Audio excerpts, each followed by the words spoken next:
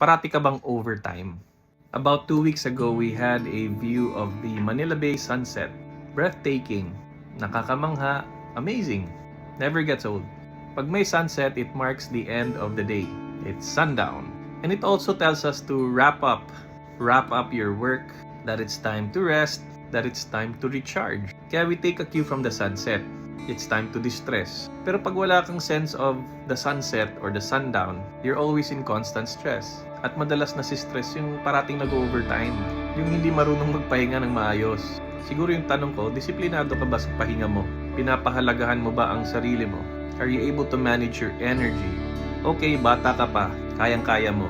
Pero sabi nga nila, maniningil din yung katawan mo.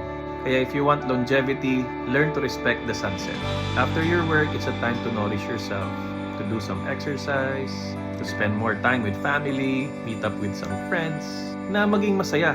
Para kinabukasan, refreshed ka, and you're able to give your best. Okay lang paminsan-minsan overtime, pero pag ang overtime ay all the time, hindi na makakabuti both for you and for the business. My prayer for you is that may you be able to live a balanced life where you can work well and rest well.